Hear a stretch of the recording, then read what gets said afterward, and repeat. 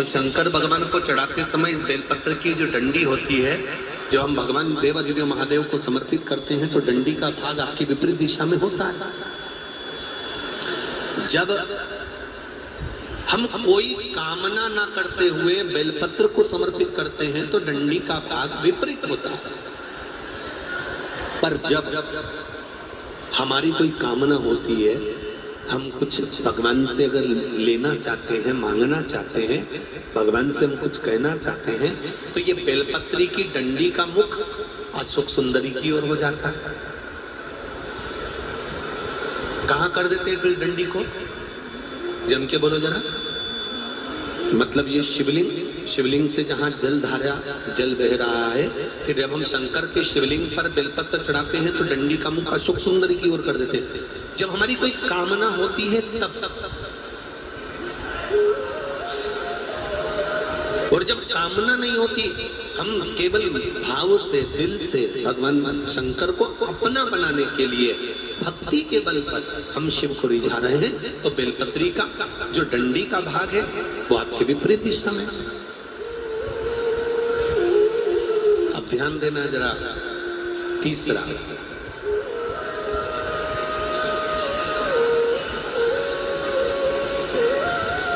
शंकर भगवान को जो बेलपत्र चढ़ती है वो उल्टी चढ़ती है। सब लोग ऐसे ही चढ़ाते हो ना? अरे बोलो तो जम के। मतलब ये जो चिकना चिकना सा भाग है ये शिवलिंग की ओर होता है, ठीक है? पर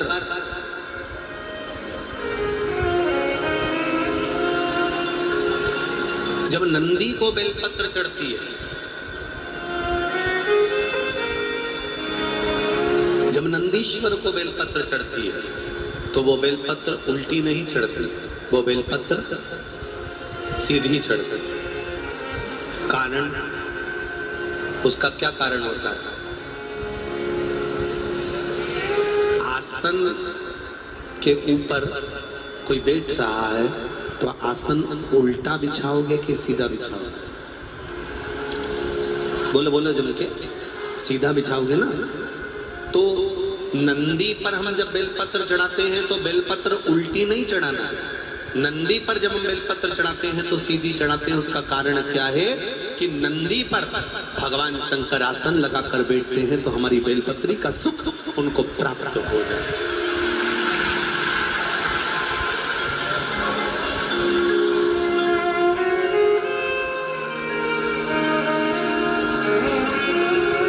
हमारी बेलपत्री का सुख भगवान शंकर जब उस पर विराजमान होए, आसन लगाए, उस पर बैठे, तो उसका फल हमको प्राप्त, उसका फल हमको मिले। 20 साल, 7 साल, 21 साल संतान नहीं हुई, आपने डॉक्टर को दिखा लिया, जगह जगह जाकर होया है। अब एक काम करो, सफेद आंकड़े की जड़ तो मुरुका जी का नाम लेकर 21 बार शिव जी के मंदिर में शंकर जी से घुमाकर कमर में, उसी मंदिर में शंकर भगवान का शिवलिंग देखकर बांधा, रजस्वला धर्म के साथ में, और उसको कहकर बांधो। सारे डॉक्टरों के पास होकर आ गई हूं, तू ही बचा था। मैंने सारे सहारे छोड़ दिए, बस तेरा सहारा सब छोड़ दिए, अब कुछ नहीं बचा, अब केवल तू बचा है। और मेरा विश्वास कहता है कि तू जब सारी दुनिया का सुख दे सकता है, लक्ष्मी जी की गोद में गणेश दे सकता है, तो क्या मेरी गोदी नहीं भर सकता है? मेरा विश्वास कहता है कि तू ही देगा और तेरे दरबार से ही मिलेगा और कहीं नहीं जाएगा, कहीं नहीं।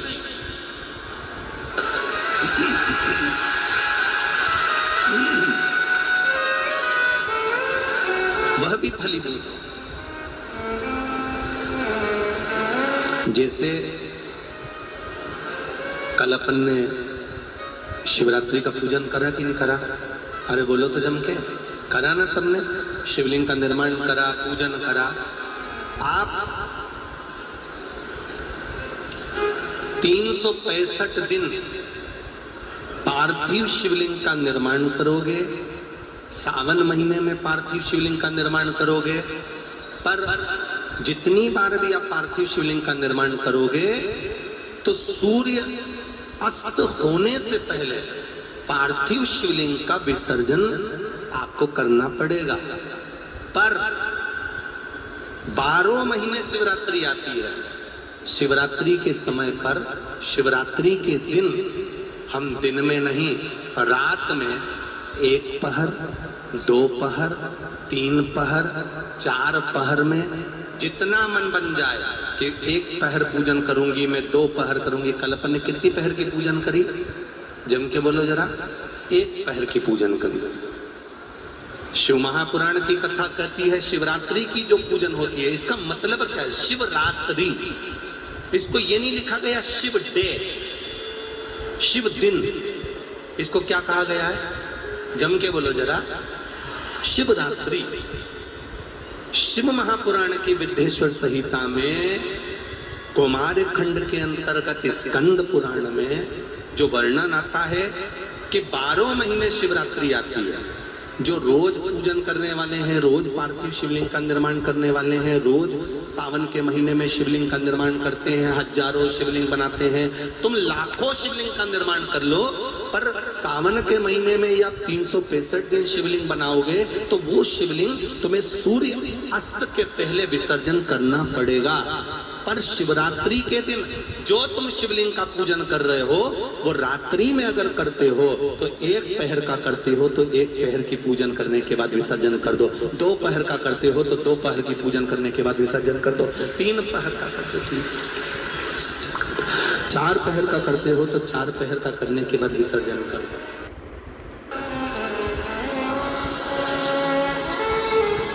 उसकी महत्वता है शिवरात्रि, उसकी महत्वता शिवरात्रि से। कई लोगों के मन में संशय जाग जाता है कि गुरुजी सूर्य अस्त के बाद क्या हम शिवलिंग की पूजन कर सकते हैं, क्या विसर्जन कर सकते हैं? तो पहले तो अच्छे से समझ लो कि तुम सावन महीने की शिवरात्रि की पूजन कर रहे हो। रात्रि लगी हुई है उसमें कि रात्रि को ही होगी और रात्रि को ही विसर्जन होगा।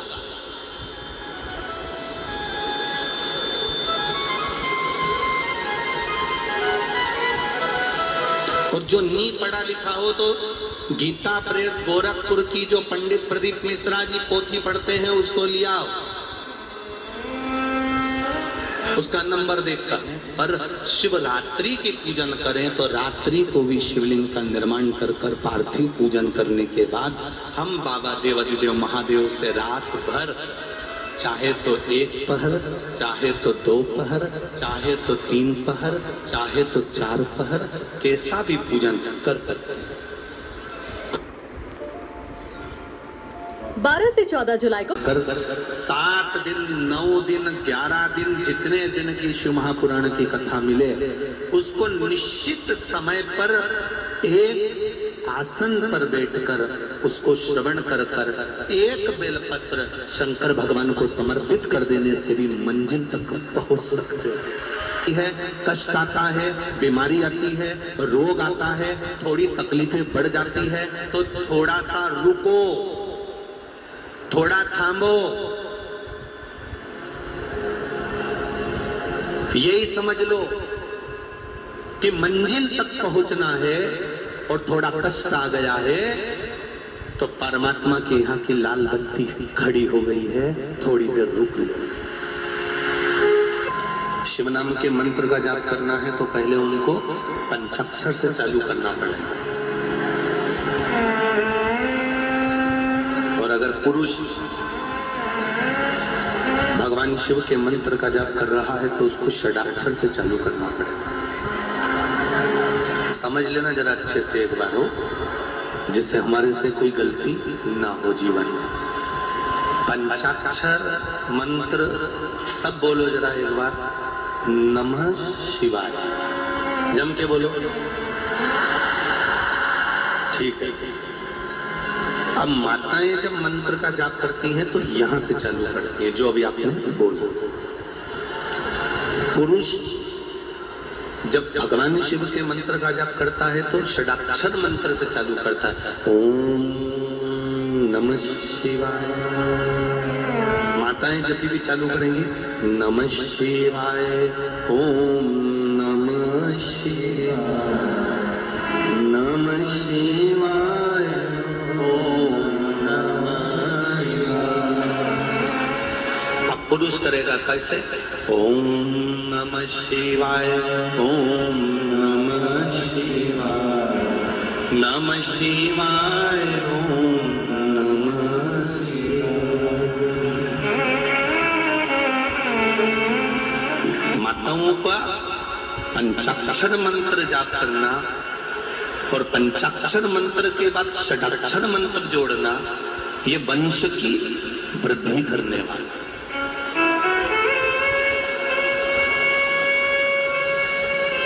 एक और बात अच्छे से समझ लो, किसी का अचानक एक्सीडेंट हो गया,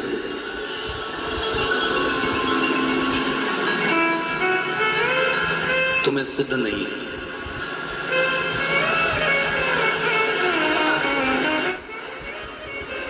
तुम्हें भान नहीं, स्मरण नहीं, और सूचना मिली तुम्हें अचानक कि एक्सीडेंट हो गया है और जीव बड़ा तकलीफ में है। घर के लोगों को अगर मालूम पड़ा है कि एक्सीडेंट हुआ है तो मेरा माताओं से निवेदन है, उसी समय पर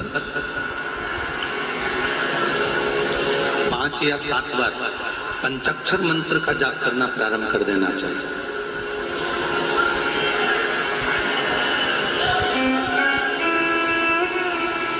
घर के उस चौखट पर जहां अपने पूर्वजों का स्थान है, जहां अपने पितरों का स्थान है, जहां अपने देवताओं का स्थान है, जहां अपने कुल देवी देवता का स्थान है, उस चौखट की ओर स्मरण कर कर शंकर के पंचाक्षर मंत्र का जाप करिए।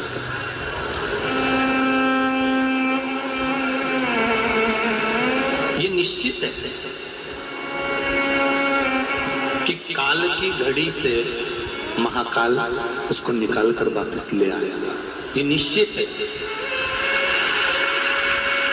हाँ, जिसकी आ गई उसको तो बचाना, वो कहते हैं ना, जन्म मरण और परण, ये 3 तो देवाधिदेव महादेव के पास में है। तो ये निश्चित मृत्यु तो आना है, ये मृत्यु तो कभी भी किसी कर का मंत्र जाप करे तो षडाक्षर से चालू ना करे। स्त्री जब भी मंत्र का जाप करे तो पंचाक्षर से चालू करे। अब आप लोग चालू होंगे, नमः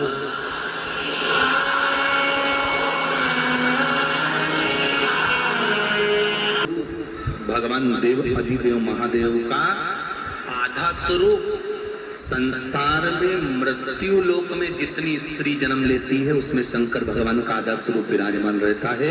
इसलिए जब तब साधना, उपासना, व्रत, नियम, धर्म ये स्त्री कर सकती है, पुरुष के बस की बात नहीं।